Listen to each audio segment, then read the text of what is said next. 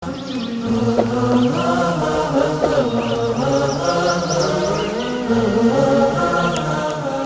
آیات قرآن اطلاعاتی درباره مسائل علمی و اخباری درباره آینده و حقایقی که کسی در آن آگاهی نداشته بیان شده است. شناخته شدن چنین اطلاعاتی با سطح دانش و تکنولوژی آن دوره امکان پذیر نبوده است. بدیهی است که این امر مدرک روشنی است بر اینکه قرآن کلام انسان نیست. قرآن کلام خداوند قادر است که آفریننده همه چیز و همه کس است و علم او تمام آفرینش را در بر می‌گیرد.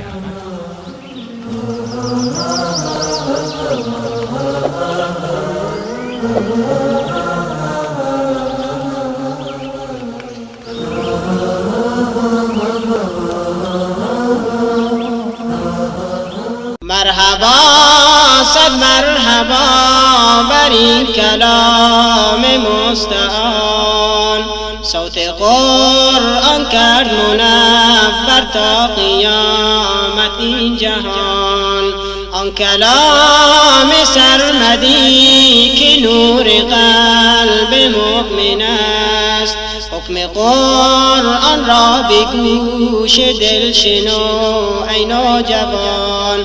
حکم قرآن را به گوش دل شنو ای نوجوان. مرحبا صد مرحبا بر این کلام مستعان، صوت قرآن کرد منور تا قیامت این جهان. آن کلام سرمدی که نور قلب مؤمن است، حکم قرآن را به گوش دل شنو ای نوجوان. ای محمد صد سلام بر تو ز گلزار برین، از خداوند کریم و از ملائک اجمعین. چون بشر کرده نجات از برکت تو بالیقین، حامل قرآن شدی از نور رب العالمین. حامل قرآن شدی از نور رب العالمین. مرحبا صد مرحبا بر این کلام مستعان، صوت قرآن کرد منور تا قیامت این جهان.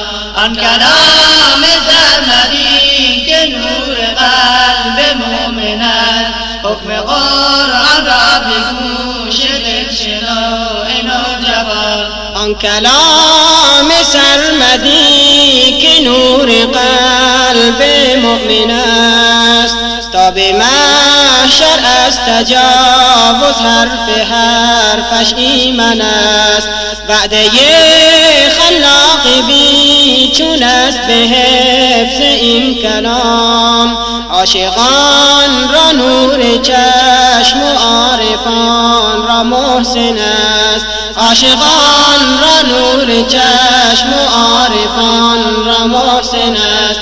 مرحبا صد مرحبا بر این کلام مستعان، صوت قرآن کرد منور تا قیامت این جهان. آن کلام سرمدی که نور قلب مؤمن است، حکم قرآن را به گوش دل شنو ای نوجوان. اعوذ بالله من الشیطان الرجیم. بسم الله الرحمن الرحیم. يا أيها الذين آمنوا أنفقوا من طيبات ما كسبتم ومما أخرجنا لكم من الأرض ولا تيمموا الخبيث منه تنفقون ولستم بآخذيه إلا أن تغمضوا فيه واعلموا أن الله غني حميد. الشيطان يعدكم الفقر ويأمركم بالفحشاء والله يعدكم مغفرة منه وفضلا والله واسع عليم صدق الله العظيم.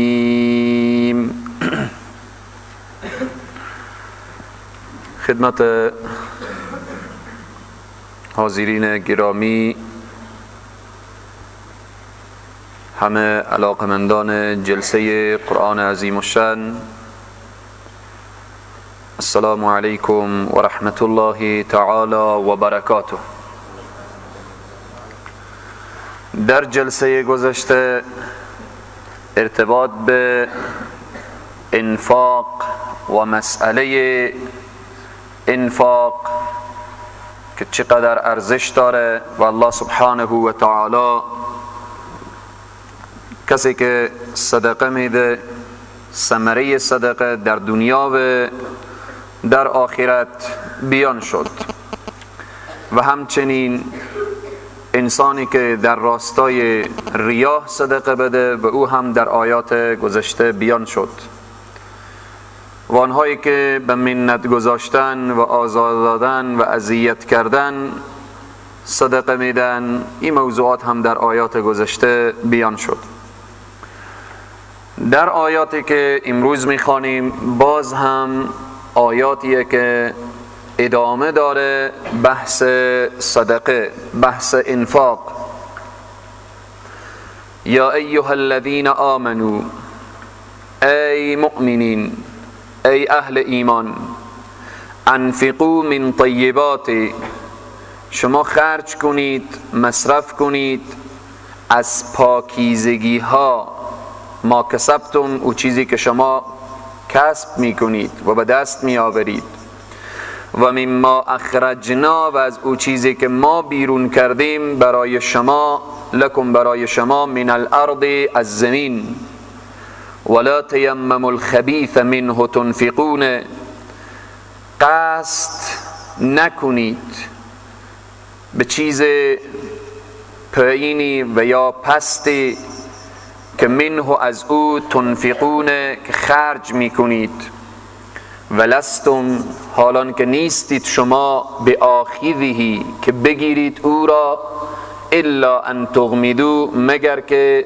چشمان خود را ببندید، چشم بپوشید، فیه در گرفتن آن، و اعلموا بدانید ان الله غنی حمید، هر آینه خدای تبارک و تعالی بی نیاز هست، حمید مالک همه خوبی هاست. در ای آیه مبارکه علما از ای آیه مبارکه وجوب و یا فرضیت دو چیز را ثابت میکنن. فرضیت و یا وجوب دو چیز ثابت میشه. اول این که از چی چیز انفاق کنید؟ ما کسبتم، آنچه که به دستان خود کار میکنید، یعنی از تجارت و معامله و دکانداری، عایدی که به تلاش دست به دست میآیه، در این آیه مبارکه الله سبحانه و تعالی میگه که شما از اونها انفاق کنید.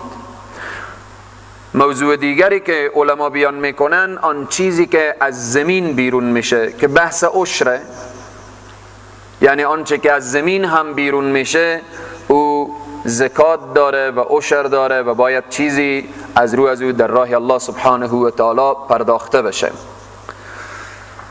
در این آیه مبارکه شرایط قبول صدقه بیان میکنه که قبولیت صدقه چی شرطی داره.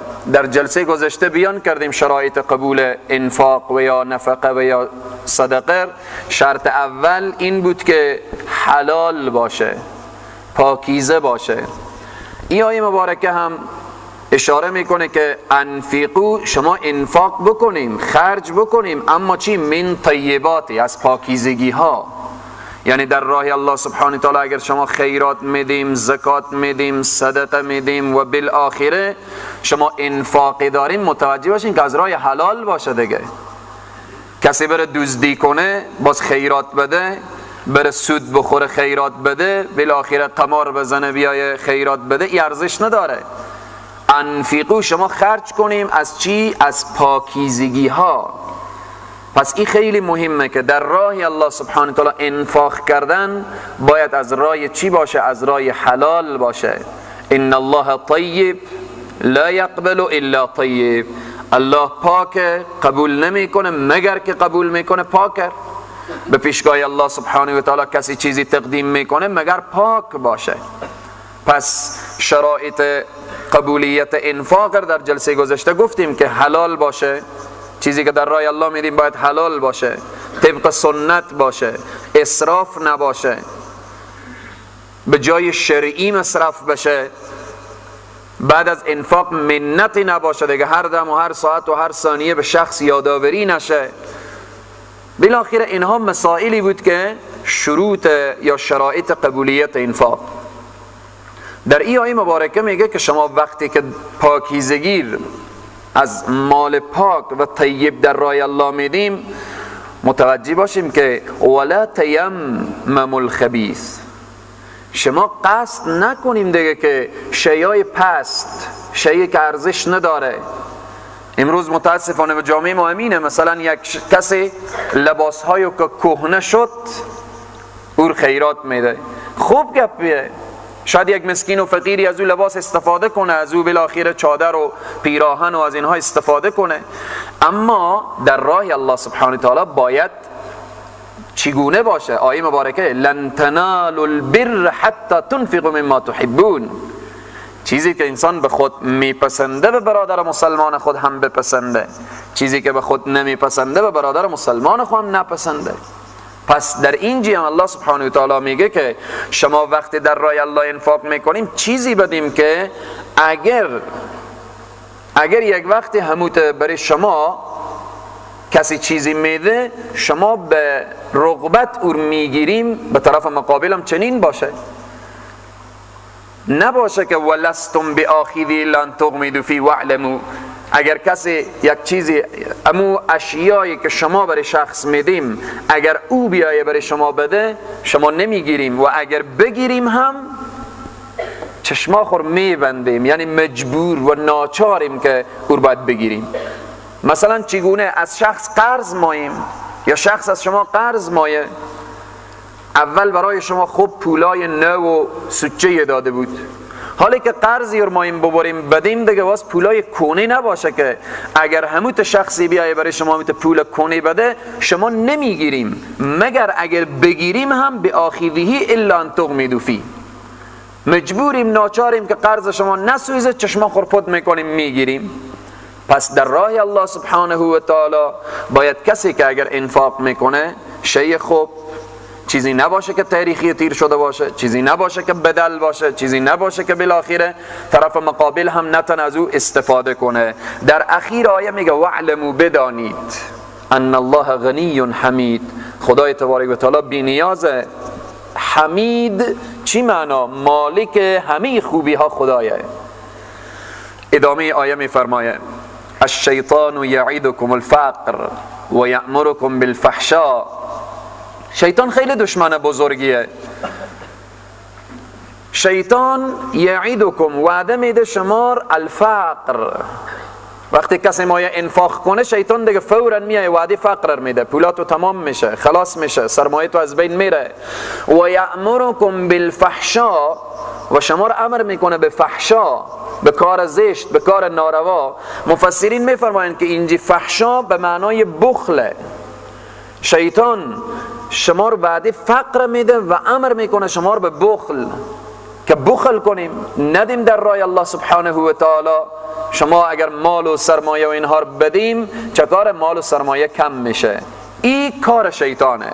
اما در مقابل والله یعیدکم، الله که هست وعده میده برای شما چی؟ مغفرتاً، آمرزشی، منه از جانب خود، و فضلا و فضلی. الله وعده مغفرت و وعده فضل میده. والله واسع علیم، خدا بسیار فضل وسیع داره و علیم و خوب دانایه. ببینیم در این آیه مبارکه شیطان وعده فقر میده، وعده فقر. و همچنین امرم به بخل میکنه.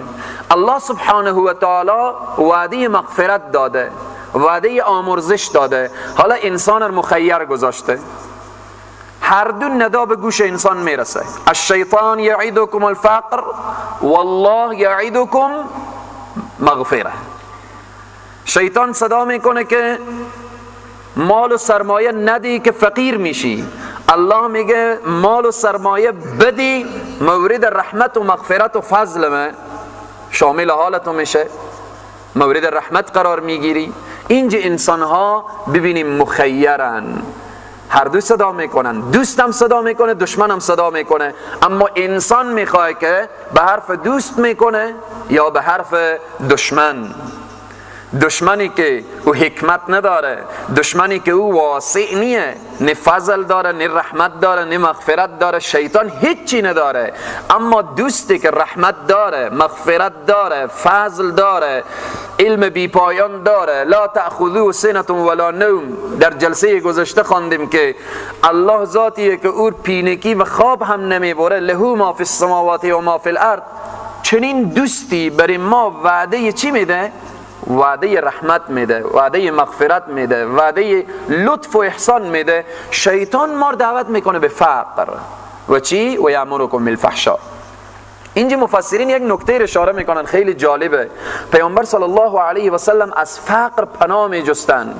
فقر کار خوبی نیه، اما انسانی که در فقر قرار بگیره و صبر کنه، الله سبحانه و تعالی پاداش عظیم و بزرگی بری از اون میده.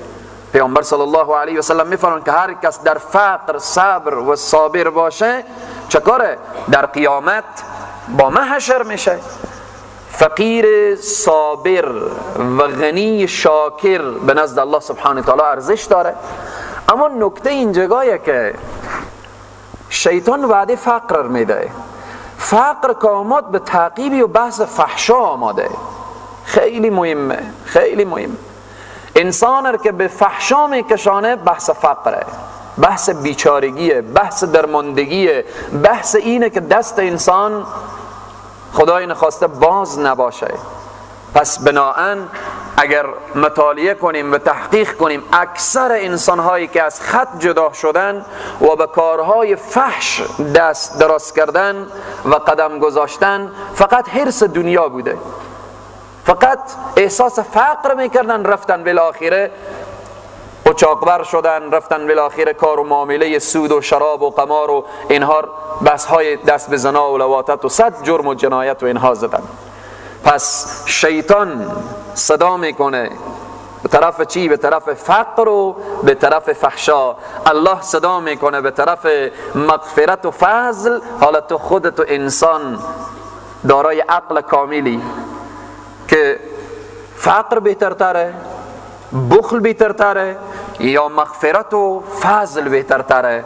این اگر ذره عقلی هم کسی داشته باشه، رحمت و فضل و اینها یقینا ترجیح میده بر فقر و بر بخل. یؤتی الحکمت من یشاء، میدهد الله سبحانه و تعالی حکمت را، دانش را، من یشاء به کسی که بخواهه. الله سبحانه و تعالی که رحمت و مغفرت داره دیگه چی داره؟ دانش را میده. و من یؤت الحکمت، و به کسی که الله بده دانش یا به کسی که داده شد دانش، فقط اوتی خیرا کثیرا، این به تحقیق که داده شده برای از خیر کثیر، خیر فراوانی. ما فکر میکنیم که البته تنها پول و سرمایه این نعمته، قدرت نعمته. نه، الله سبحانه و تعالی به این جگاه میگه که فقط اوتی خیرا کثیرا، خیر کثیری تو گرفتی. دنیا خیلی ارزش نداره.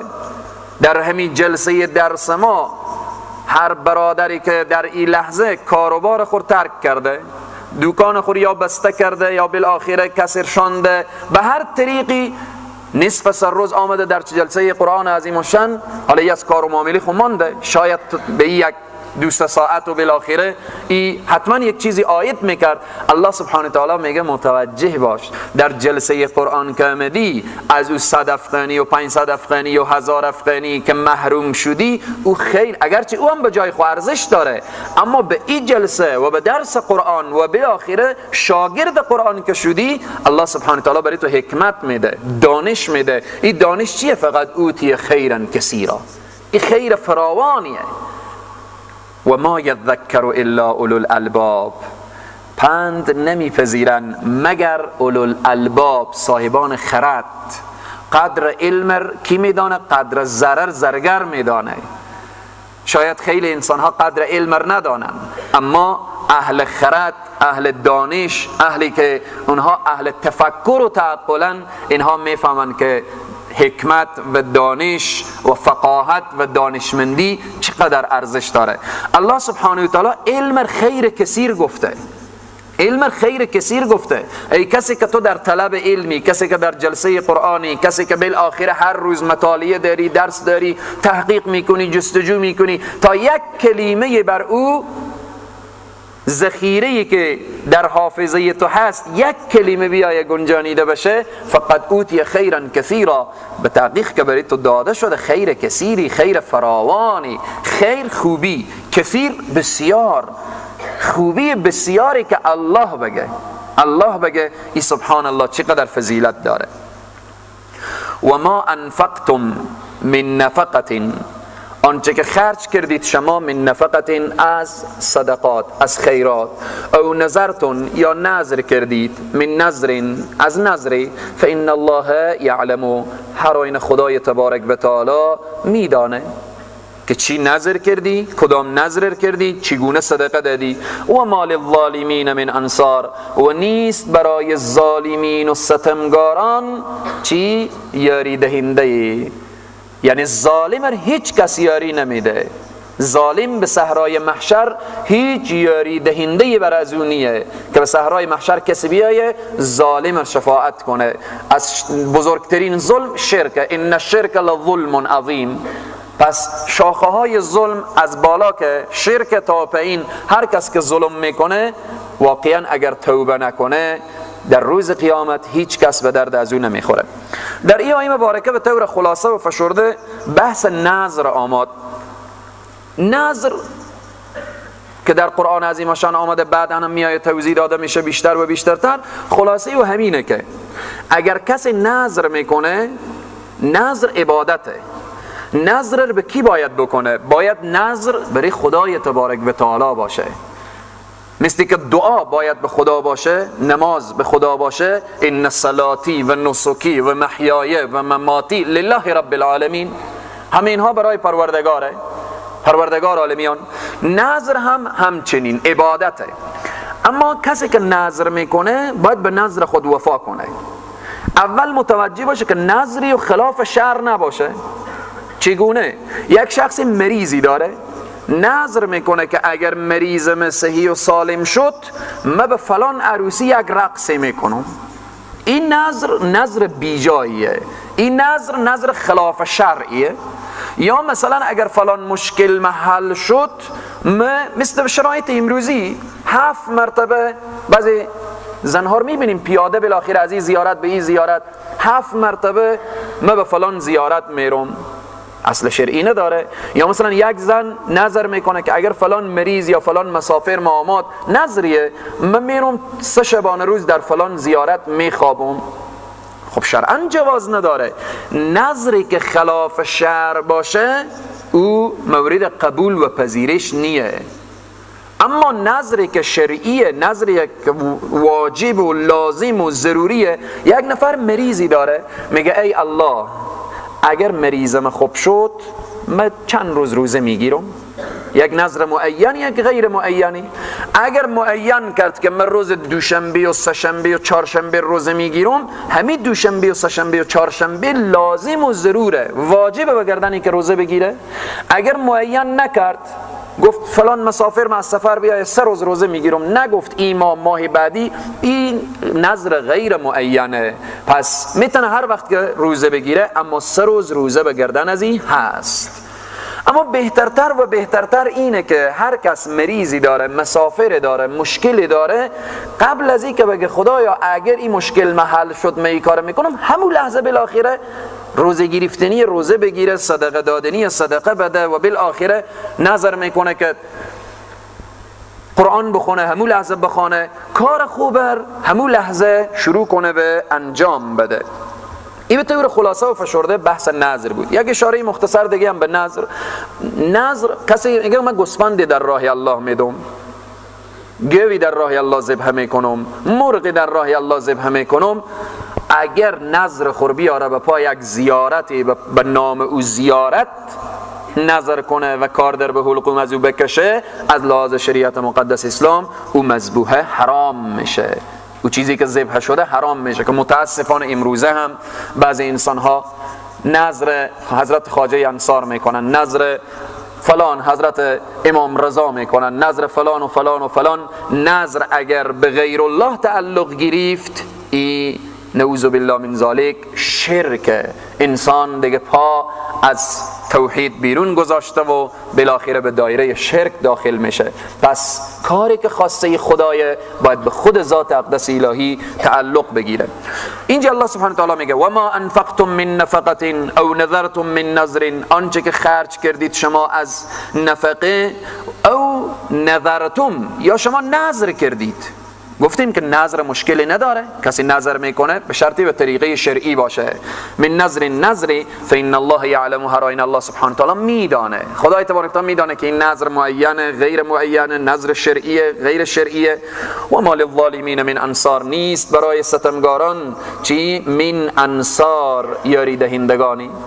یعنی اگر کسی نظر به غیر الله کنه انسان ظالمه، این انسان ظلم کرده در حق خود، هیچ کس هم نیه که او یاری بده. با پا هر پیر و پیرخونی کسی گوسفند و گو و اینا رو ببره ذبح کنه به نام او پیر و به نام زیارت و اینها، این در حقیقت ظلم کرده و هیچ کمکی هم برای از این کسی در روز قیامت نمی کنه. این تبدو الصدقات فنعم ما هی، اگر آشکارا کنید صدقات خود را، فنعم ما هی، پس کار خوبیه، کار نیکیه. و این تخفوها، اگر پنهان کردید همی صدقات را، و تؤتوا الفقراء، و دادید برای فقرا، فهو خیر لکم، این بهترتره برای شما. صدقه اگر کسی علنی هم صدقه بده جواز داره، اگر کسی مخفی هم صدقه بده جواز داره. یعنی تمام دنیا هم ببینه جواز داره، هیچ کس هم نبینه جواز داره. اما شرط اینجا همینه که در صدقه ریا نباشه، در صدقه ریا نباشه. اگر کسی واضح و آشکارا هم صدقه بده هیچ مشکلی نداره، مخفی هم صدقه بده مشکلی نداره. این فقط به نیت بستگی داره که ریا نباشه. اما صدقه مخفیانه آماده که فهو خیر لکم، این بهترتره برای شما. چرا؟ صدقه مخفیانه از ریا به دوره. کسی که مخفیانه صدقه کنه خیلی کمه که او به ریا بفته. ریا هم در آیات گذشته خواندیم که یا الذین لا تبطلوا صدقاتکم بالمن والاذی کالذی ينفق ماله رئاء الناس. خیلی ریا عواقب خطرناکی داره. اما در اینجا بعضی از علما یک نکته اشاره کردن که صدقات فرضی، مثلا کسی زکات که میده ایر علنی بده، صدقات نفلی مخفی بده بهترتره. چرا؟ زکات که چون شخص خبر داره که فلانی سرمایه داره مالک نصابه، اگر این بره مخفیانه زکات بده، گمان دیگرها بر سر از این چی میشه؟ خراب میشه. ذهن دیگرها به دیگه طرف میگرده که فلانی زکات نمیده. اما اگر یک شخص سرمایه داره، کسی از سرمایه از این واقف نیه، خب این دیگه اختیار داره که علنی زکات میده یا مخفیانه. اما کسی که سرمایه داره، بعضی از علما میگن که زکات یعنی صدقه فرضیه علنی و آشکارا بده بهترتره. کسی که نفلی باز صدقه میده بهترتر اینه. علما میفرمایند که این مخفی صدقه بده. در حدیث مبارکه میاره که کسی که در زیر سایه عرش پروردگار عالم چند گروه یان زیر سایه عرش. یک گروه کسانی یان که چنان صدقه میدن که اگر با این دست بدن، یعنی دست راست بدن، دست چپ خبر نمیشه. علت اقدر همه تاکید چیه؟ یعنی مخفیانه صدقه میده که اینقدر ثواب داره و فضیلت داره، صدقه مخفیانه. موضوعی که علما اشاره کردن، تمام عبادات همچنین فکر کنیم. تمام عبادات، مثلا یک نفر نماز فرضه، میگه من مسجد نمیام که من کسی نبینه، میشه ریا بشه. نه، نماز فرض در مسجد و در جماعت بالاخره تاکید شده، اما نمازهای نافله رو چکار کن؟ مخفی بگیر، بالاخره بخوان. روزه ماه مبارک رمضان کسی بگه که من والا خور به مردم نشان نمیدم که بگم این شاید ریا، نه، روزه فرض دیگه همه روزه دارن، همه مسلمان ها باید نماز فرض رو بخوانن، روزه فرض رو بالاخره بگیرن. روزه نفل پنهان کن، صدقه نفل پنهان کن، نماز نافله پنهان کن. نماز تهجد چرا اینقدر ثواب داره؟ تهجد خیلی ثواب داره. علت ثواب داشتن از این چیه؟ به خاطر که همه خوابن، تو انسان یکه و تک و تنها ور میخیزی 2 رکعت نماز میخوانی، تو میفهمی و خدای تو میفهمه، به این واسطه این ثواب از این زیاده. پس در عبادات فرضی بعضی از علما میگن عبادات فرضی علنی و آشکارا ادا بشه و عبادات نفلی مخفیانه بهترتره. خب ثمره و نتیجه این صدقه چی میشه؟ آشکارا بدیم صدقه و پنهان صدقه بدیم، نتیجه چیه؟ خب این صدقه وقتی بدیم، سرمایه خور بدیم، این نتیجه از چیه؟ و یکفر عنکم، دور میسازه از شما، من سیئاتکم، از گناهان شما. صدقه گناه محو میکنه، کفاره گناهان میشه. والله بما تعملون خبیر، خدای تبارک و تعالی به آنچه که شما عمل میکنید خوب دانایه، خبیره. خدای تبارک و تعالی میفهمه که صدقه آشکارا رو به چی واسطه دادی، صدقه پنهان رو به چی نیت دادی. نیته، انما الاعمال بالنیات، تمام اعمال بستگی به نیت داره. یک نفر تاجریه به یک مارکتی، 100-500 تیم روغن و برنج بیرون میکنه و دم مارکت، تمام فقرا و مستضعفین رو صدا میکنه، مستضعفین و اینا رو صدا میکنه، بعداً همه رو توزیع میکنه تا تمام اون مارکتی ها و شهر همه با خبرشن. نیتی چیه؟ نیتی اینه که ای الله، من ایر به همه نشان میدم که دیگران هم از من یاد بگیرن و برای فقرا کمک کنن. این خیلی ثواب داره. بعد از این شخص دیگه هر کس از این یاد بگیره که برنج و روغن به فقرا و مستضعفین بده، خدای تبارک تعالی همونقدر ثوابم به این شخص میده. سنت خوبی گذاشته. اما برعکس اگر همین شخص همو برنج و روغن و اینها بیرون گذاشت و بالاخره برای فقرا و مستضعفین داد که دیگرا ببینن و این تعریف و توصیف کنن که بگن این چقدر شخص سخاوتمندیه، به ریا کار انجام بده، بر علاوه که ثواب نداره گناه هم داره.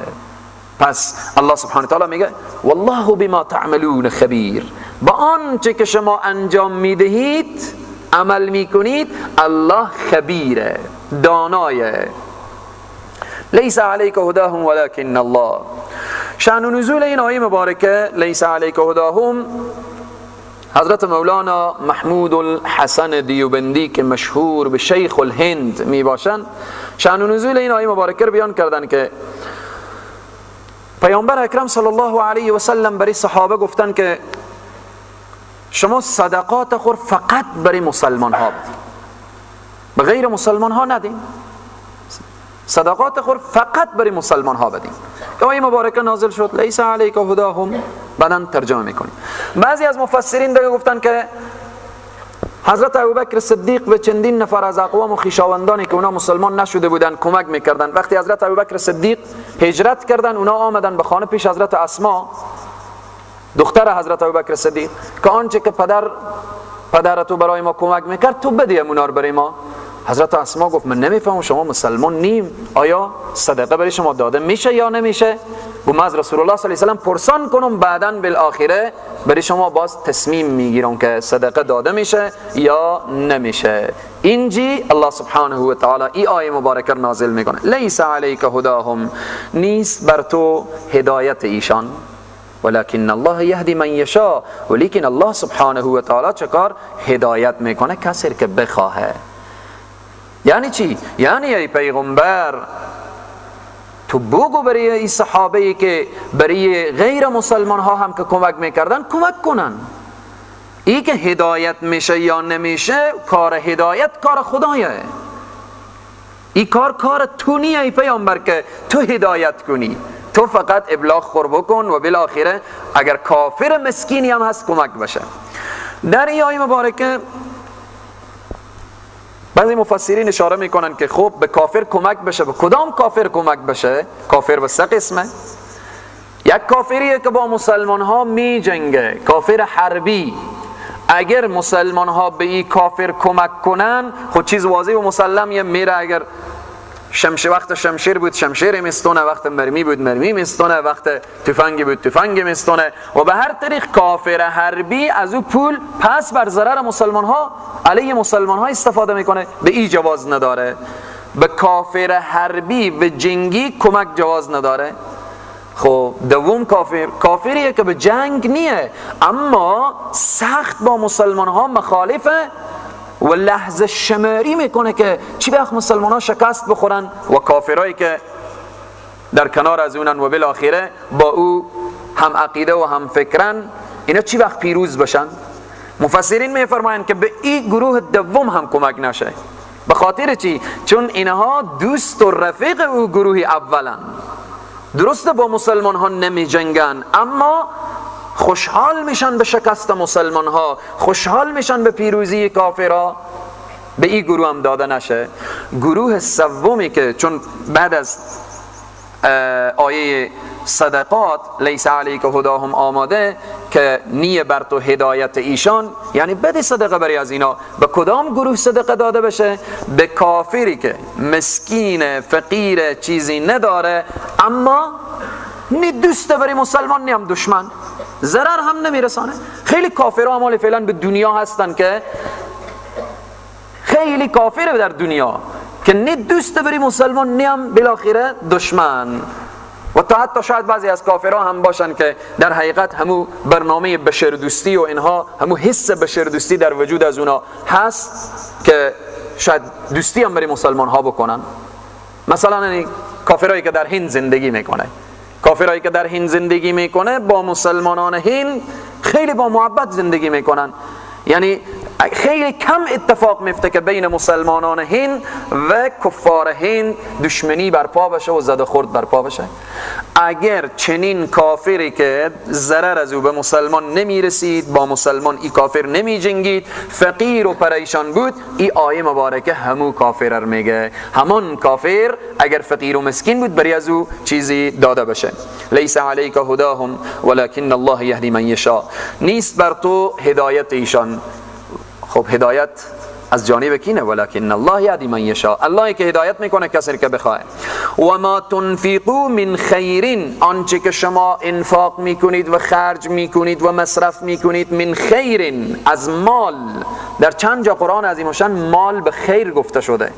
در جزء دوم هم خیر نیل وصیتو که آمد اونجی توضیح داده شد که مال خیر گفته شده و انه لحب الخیر لشدید. پس مالی که انسان را به خدا برسانه، سرمایه‌ای که انسان را به خدا برسانه، فقری که بالاخره سرمایه میاد که انسان را از او فقر نجات میده که او فقر باعث بی‌صبری میشد و این مال حال انسان را شاکر میکنه به درگاه الله سبحانه و تعالی، این خیره. این خیره. خب آنچه که شما خرج میکنید از مال، ایر به کی خرج میکنید؟ فلانفسکم، برای خودتانه، برای خود شمانه. ایتنیه که شما به یک فقیری وقتی کمک میکنیم احساس کنیم که من به فقیر کمک کردم، به یک مدرسه کمک میکنیم احساس کنیم من به مدرسه کمک کردم. نه، در راه الله سبحانه و تعالی هر کس که چیزی مصرف میکنه فلانفسکم، این برای خود کمک کرده، نه برای کس دیگری. و ما تنفقو، شما خرج نکنید، مصرف نکنید، الا که مگر وقتی که مصرف میکنید این هدف باشه ابتغاء وجه الله، رضایت الله سبحانه و تعالی رو مد نظر داشته باشید، رضایت الله سبحانه و تعالی. یعنی اگر در راه الله سبحانه و تعالی، در راه جهاد، در راه علم، در راه تعلیم و تربیت، برای یک فقیر، برای یک مسکین، برای یک مکتب، برای یک ساختن پل و پلچک و هر چی که در راه الله، اول قبل از اینکه ما این کمک کنیم ابتغاء وجه الله، رضای الله رو جستجو کنیم که مهم رضایت الله سبحانه و تعالی. و ما تنفق من خیر، آنچه که شما مصرف میکنید از خیر، یعنی از این مال، یوفى الیکم، ای پرداخته میشه به سوی شما.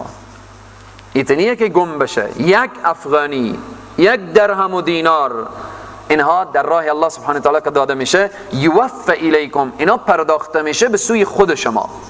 و انتم لا تظلمون، و شما چکار لا تظلمون، ستم کرده نمیشی، برای شما ظلم نمیشه. یک روپیه، یک افغانی، بالاخره ذره در راه الله سبحانه و تعالی انسان کار خیر انجام بده، این گم شدنی نیه. پس این آیه مبارکه چقدر نکات زیبایی برای ما و شما بیان میکنه که اول کسی که انفاق میکنه برای خود انفاق کرده، برای خود ذخیره کرده، مال برای خود گذاشته و برای خود در بانک الله سبحانه و تعالی گذاشته. یک نفر در جای کار میکنه و حساب بانکی داره، عاید از این میره به بانک، میره به بانک. خب این به کی کار میکنه؟ برای خود کار کرده. در دنیا هم انسانی که این مسجد را ساخته، انسانی که مساجد میسازن، مکتب میسازن، انسانهایی که به فقرا و مستضعفین و اینها کمک میکنن، اینها در حقیقت فلانفسکم، برای خود چه کار کردن؟ برای خود ذخیره کردن. نکته دیگه، در وقت ذخیره کردن و مصرف کردن رضایت الله لازم و ضروره. هر آنچه هم که انسان نفقه میکنه پس برای از او پرداخته میشه و برای از او برابر سر سوزنی هم ظلم نمیشه.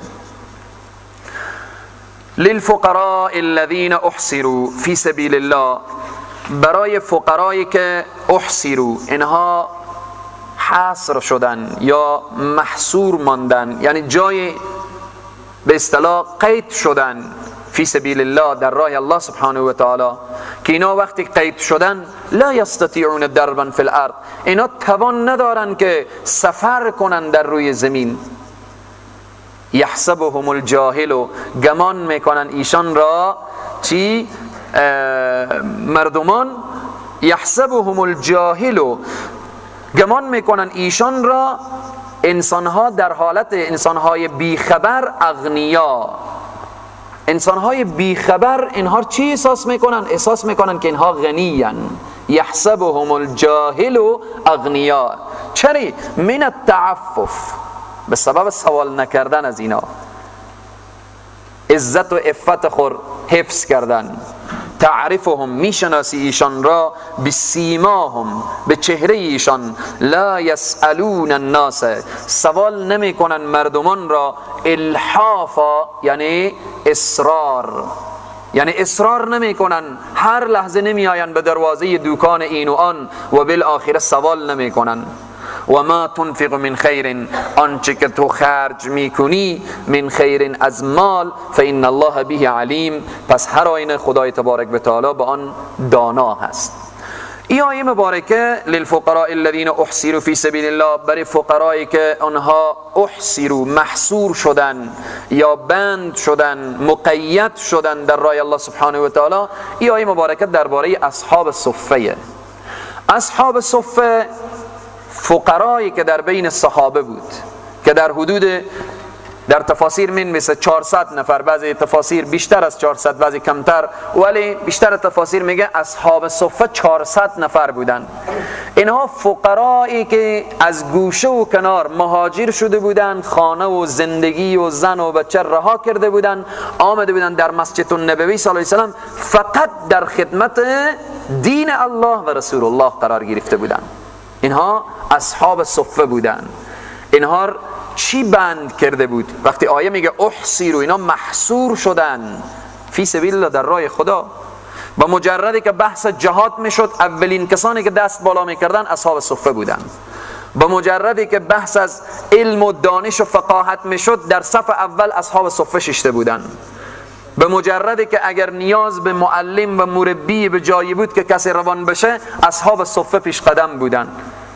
در اینجی الله سبحانه و تعالی تعریف مبارکا و این شخصیت‌ها رو میکنه که از جمله اصحاب صفه یکی حضرت ابو هریره هستند.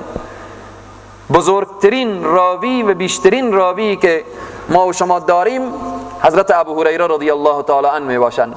چرا؟ اینها همیشه در محضر نبی مکرم اسلام صلی الله علیه و سلم بودن و همیشه از اونها حدیث میشنیدن. حالا در این آیه مبارکه آمده که اینها نمیتونستن سفر کنن چون در خدمت رسول اکرم صلی الله علیه و سلم قرار داشتن. در شرایط امروزی هم بیترین صدقه چگونه است؟ صدر اسلام هم قرآن میگه که شما به کسانی بدیم که اونها در راه الله سبحانه و تعالی محصور شدن، بند شدن، جز راه الله، جز برنامه دین، جز دعوت و تبلیغ، جز جهاد و مبارزه دیگه کاری ندارن. بری از اونها بدیم. اونها چه کاره؟ یحسبهم الجاهل اغنیا، گمان میکنن ایشان را بیخبران چی؟ اغنیا. انسانهای بیخبر فکر میکنن که اینا غنی هن. چرا؟ من التعفف، از سببی که اینا سوال نمیکنن.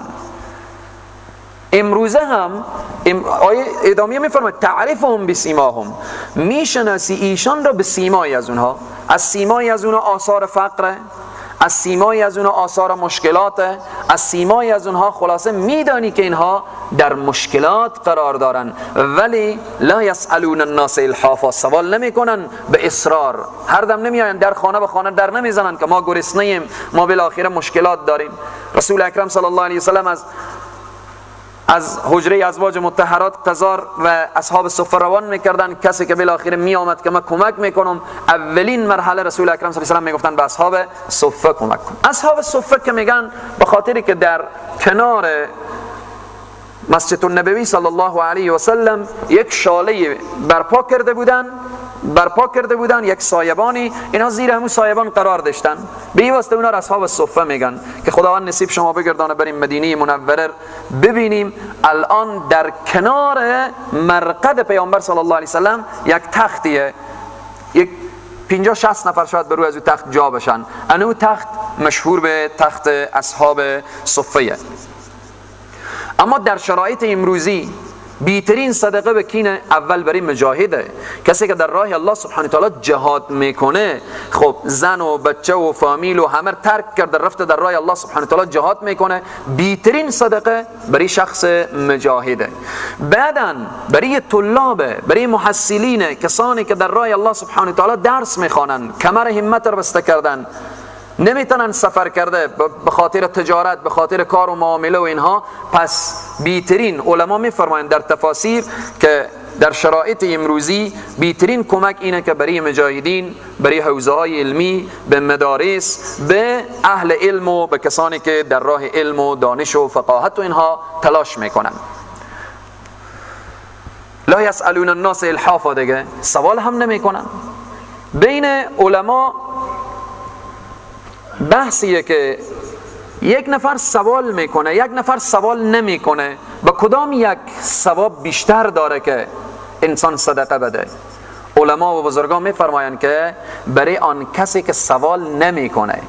به بین جامعه ما اشخاص داریم که قطعا سوال نمیکنن، دست دراز نمیکنن و خیلی فقیرن، خیلی پریشانن. ولی مسلمان باید از چهره نبفهمه. منظور از چهره که این که خانه و زندگی از اون باید انسان بررسی کنه. مشکلات داره، باید به مشکلات او رسیدگی بشه. این شخصی که دست دراز میکنه که همین دست کمی، همین فقیری که از صبح بیرون میشه دست دراز میکنه، از صبح تا به شام 1000 دکان که بگرده، هر دکانی یک افغانی بده، 1 روپیه بده، در حالتی که دکان‌های شاید 5 بدن، 10 بدن، به این طریق هر دکانی 1 روپیه بده، تا شم ای اگر 1000 دکان بچرخه 1000 افغانی میشه. به ماه 30,000 روپیه هیچ کس درآمد نداره، اما این فقیری که دست دراز میکنه قدر درآمد داره. اما یک نفر خیلی فقیره دست دراز کرده نمیتونه. لا یسألون الناس الحافا، به این بیشتر و بیشترتر ثواب داره که انسان باید به او بیشتر برسه. و ما تنفقوا من خیر، آنچه که خرج میکنید از مال، فإن الله به علیم، هر آینه خدای تبارک و تعالی خوب دانایه، خوب میدانه که به چی نیت دادی، به کی دادی، به کجا بردی و به چی طریق صدقه دادی. صدقه های امروز چگونه؟ صدقه های امروز میبینیم که خیرات هایی که در تالارهای در گوشه و کناره، هفته و جلسه گذشتم یاد کردیم نوشته جهت رضای خداوند و خوشنودی روح پیامبر، اما یک فقیر راه نداره. انسانهای راه دارن که شاید از او قضا هم پرهیز باشند. پس بناهن در اخیر میگه فإن الله به علیم، هر آینه خدای تبارک و تعالی دانای، خدای تبارک و تعالی خوب میدانه که انسان به چی نیت صدقه میده و چگونه صدقه میده. الذين ينفقون اموالهم بالليل، آنانی که خرج میکنن و انفاق میکنن مالهای خیش را به شب و نهاری به روز، سرا پوشیده و علانیتا آشکارا، فلهم برایشان اجرهم، ثوابیه. به کجای ثوابه؟ عند ربهم، نزد پروردگار از اینا. ولا خوف، و دیگه چی پاداشیه؟ نیست برای از اینها خوفی، بیمی، ترسی علیهم بریشان، ولا هم یحزنون، و نه هم اینها غمگین میشن. این خوف و این ترس و اینها به کجا نیه؟ اگر انسانی که صدقه بده، این قبر چقدر وحشت داره، این قبر چقدر تاریکه، چقدر جای غمه، جای اندویه. وقتی که اگر نعوذ بالله من ذالک حفرة من حفر نیران بشه چقدر وحشتناکه. انسانی که خالصانه و مخلصانه در راه الله صدقه بده، در داخل قبر غمی نیه، اندوهی هم نیه. صحرای محشر چقدر وحشتناکه، چقدر خطرناکه. یوم لا ینفع مال ولا بنون، هیچ فایده نداره الا من اتى الله بقلب سلیم. روز یوم یفر المرء من اخیه و امی. اما این انسان چکاره؟ این انسان در روز قیامت نه خوفی داره، نه ترسی داره، نه وحشتی داره، نه غمی داره، نه اندوهی داره. چرا؟ پیشتر ذکر کردیم که حدیث پیامبر صلی الله علیه و سلم، کسی که صدقه خالصانه و مخلصانه بده که در از صدقه ریای نباشه و یا چنین به دست راست بده که دست چپ خبر نشه، ای از گروهیه که زیر سایه عرش پروردگار عالم قرار داره. در این آیه مبارکه همین اشاره میکنه. پس ما و شما دانستیم که صدقه و انفاق در راه الله سبحانه تعالی ای پاداش و ای نتیجه داره. در قرآن عظیم و شان آیات دیگری ما و شما میگیم دوستان خدا کیاین. همیشه از زنده ها فراموش کردیم، از زنده ها فراموش کردیم. همیشه میگیم حضرت خواجه صاحب دوست خدا بودن. خب این درست دوست خدا بودن، حضرت خواجه صاحب، حضرت جامی صاحب، امام فخر رازی صاحب، بزرگان دین، همه اینها دوست خدایند. اما در بین زنده ها دوست خدا پیدا نمیشه. در همین جمعی که شیشتیم آیا دوست خدا نیه؟ در این شهری که زندگی میکنیم اولیای خدا وجود نداره؟ چری وجود داره. اولیای خدا کی نه؟ آیه قرآن برای ما اشاره میکنه، همین که میگه الا ان اولیاء الله، آگاه باشید که دوستان خدا، الا ان اولیاء الله لا خوف علیهم ولا هم یحزنون، بر اونها ترسی نیه و بیم و اندوهی نیه در روز قیامت. خب ادامه آیه رو بخونیم. دوستان خدا رو بعد معرفی میکنه که دوستان خدا کی بودن. الذین آمنوا و کانوا یتقون، کسانی که به خدا ایمان آوردن و تقوا رو پیشه خود ساختن، این شد دوست خدا. هر کس به خدا ایمان بیاره و از خدا بترسه، این میشه دوست خدا. الحمدلله ما و شما هم به خدا ایمان داریم، هم از خدا میترسیم. همین که قدم به راه گناه و معصیت نگذاریم، همین که دست به قمار و رشوه و سود و بالاخره اینها انسان نبره، همینا ترس از خدا دیگه. بعضی انسان ها اعمال به جامعه هستن، $1,000,000 برای اینا بگی اینا حرامه، پشت پا میزنه. خب این انسانی که اگر با 10 روپیه حرام هم به کار داشته باشه، خب اون انسان هم هسته دیگه. اما انسانی که خور از حرام دور میکنه، از خدا میترسه، تقوا هم پیشه خود ساخته، این هست اولیا، یعنی ولی خدا، دوست خدا. پس در این آیه مبارکه هم اشاره که میکنه هر انسانی که خالصانه و مخلصانه انفاق کنه در راه الله سبحانه و تعالی، این انسان در روز قیامت هم بری از این اجر و بزرگ و پاداش بزرگی نزد الله سبحانه و تعالی، بری از این ترس و بیم و غم و اندوی هم نیه. این آیه مبارکه بعضی سبب نزول همی الذین ينفقون اموالهم باللیل و النهار، بعضی حضرت ابوبکر صدیق را ذکر کردن و بعضی حضرت علی کرم الله وجهه. هر دو درسته، هر دو شخصیت های مبارکی هستند. وقتی حضرت ابوبکر صدیق رضی الله تعالی عنه از مکه مکرمه هجرت کردند، حضرت ابوبکر صدیق خیلی سرمایه دار بودن، حضرت علی کرم الله وجهه فقیر بودن. حضرت ابوبکر صدیق در بعضی تفاسیر می‌نویسه که همراه خود 40,000 درهم داشتن. 40,000 درهم. وقتی به مدینه منوره آمدن 10,000 درهم شب بود، اینا رو در راه الله دادن. فردا روز 10,000 درهم دیگه دادن. 10,000 درهم علنی دادن، 10,000 درهم هم سری و پوشیده دادن. 40,000 درهم در راه الله سبحانه و تعالی دادن. این آیه مبارکه نازل میشه که او کسانی که این خرج میکنن مالای خویش را باللیل و شب و نهاری به روز، علانیتا آشکارا، سرا پوشیده و علانی آشکارا، که تطبیق بر چی میشه؟ بر صدقه حضرت ابوبکر صدیق. بعضی عین شکل از حضرت علی کرم الله وجهه گفتن که حضرت علی کرم الله 4 درهم داشتن. این فرق نمیکنه که یک نفر 40,000 داره، یک نفر 4 درهم داره. اصل در اخلاصه. اینجا تعیین نشده که کسانی که 100,000 خیرات بدن یا 40,000 یا 50,000. 1 روپیه در راه الله به اخلاص باشه، همون کیفیت و همون ثواب خور و همون پاداشی که در اینجا آمده او کسب میکنه. پس در اینجا حضرت علی کرم الله وجهه 4 درهم داشتن. 1 درهم در شب صدقه دادن، 1 درهم در روز صدقه دادن، 1 درهم پوشیده صدقه دادن، 1 درهم آشکارا صدقه دادن.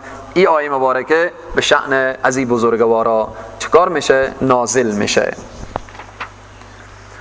الذين يأكلون الربا. بعد از انفاق، بعد از صدقه، بحث ربا می آیه، بحث سود می آیه. بسیار بحث مهمیه. قبل از اینکه آیات بخوانیم، ربط و یا ارتباط آیات ربا با آیات انفاق چیه؟ بعد از انفاق بحث سود می آیه. خیلی هم مهمه و خیلی هم نکته بسیار جالب داره.